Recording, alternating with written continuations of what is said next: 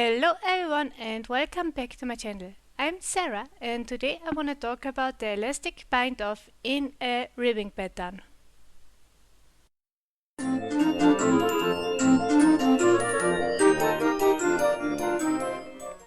I have prepared a small swatch in a free ribbing pattern. This means I have 3 knit stitches and 3 purl stitches. To start this bind off, knit the first 2 stitches,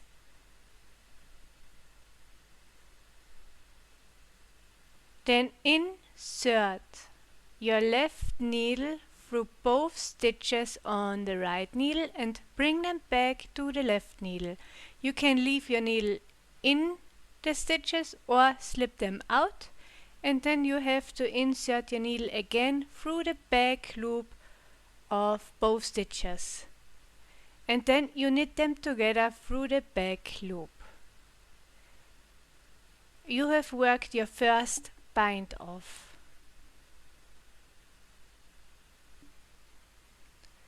Knit the next stitch and again insert your left needle through both stitches on the right needle and then knit them together through the back loop to work another bind off.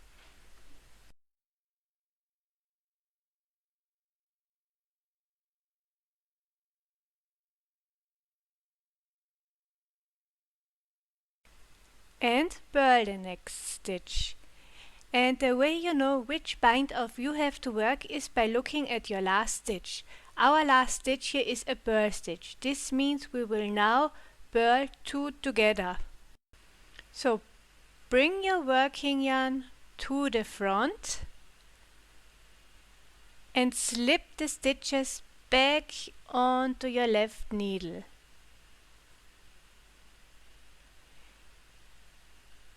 This time your right needle has to be in front of your left needle.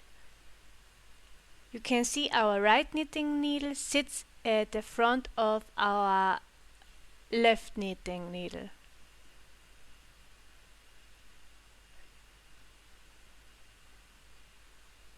And then yarn over and purl 2 stitches together. This can be a little bit tricky, so I'm holding my working yarn with my thumb a little bit so that I don't lose it.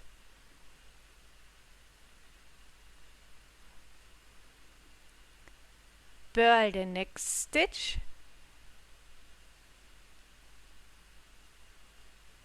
and again our last stitch is a purl stitch, so we have to purl 2 together. So slip both stitches back to your left needle and make sure that your right knitting needle is in front of your left knitting needle.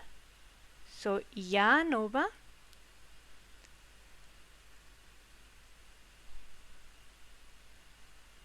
and purl 2 together. I'm holding my yarn with my thumb so that it doesn't slip away.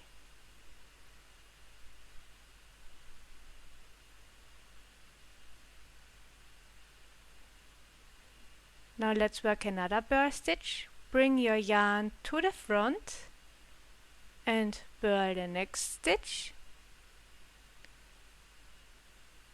And with the yarn in front, slip both stitches back onto your left needle. You can slip also 1 stitch at a time if this is easier for you.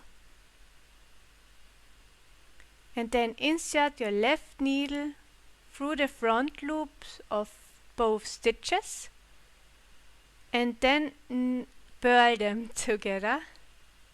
And I'm holding my working yarn with my thumb again so that I don't lose it.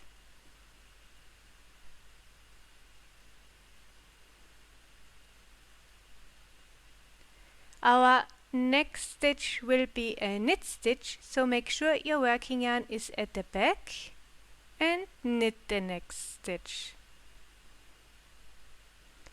You can see that our last work stitch is a knit stitch, and this means we will work it together through the back loop. So we will knit them together through the back loop. Bring both stitches back onto your left needle. This time your right knitting needle sits at the back from the left knitting needle. So, and then work them together through the back loop. Knit the next stitch and then insert your left needle through both stitches on the right needle through the front loop and then knit them together through the back loop.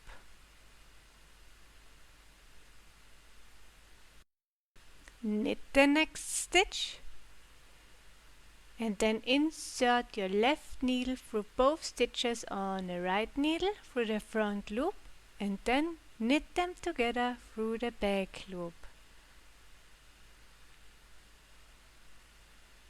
And then we have purl stitches again. Purl the next stitch. Our last stitch was a purl stitch and this means we will now purl two together. So bring your working yarn to the front and then slip both stitches back onto your left needle. Then insert your right needle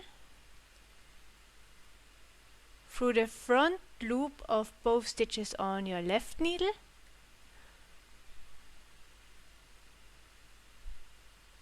And then purl them together.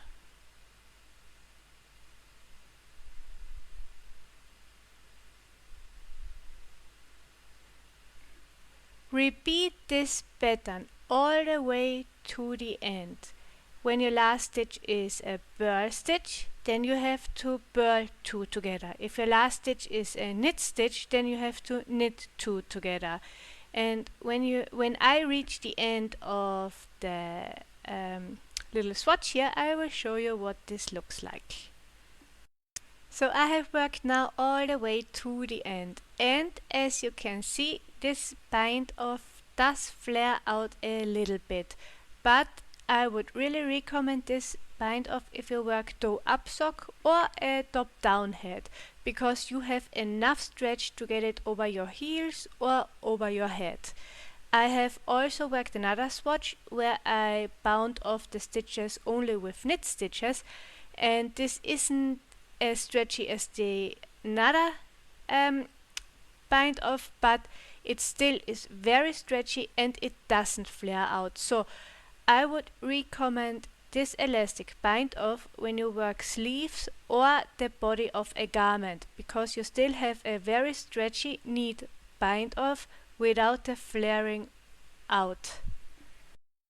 So I have here two examples. The first one is a normal bind off where you slip your stitches over the first one, and as you can see I have no stretch at all because I really have a tight knit tension. Even if I'm sizing up needles, I still have no stretch.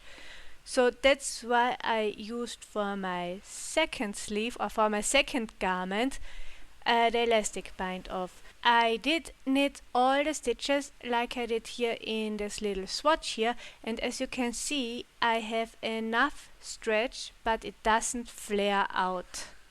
And the bind off edge is really beautiful, and I have to say this is my favorite bind off and I use it everywhere for every garment I'm making.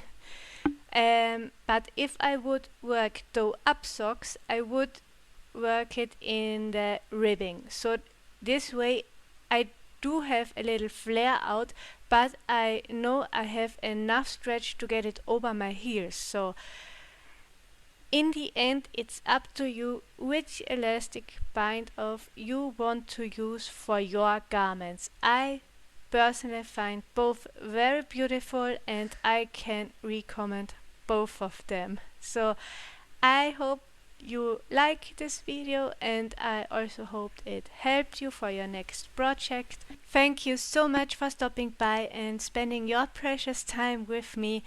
I wish you all the best. Until next time, bye!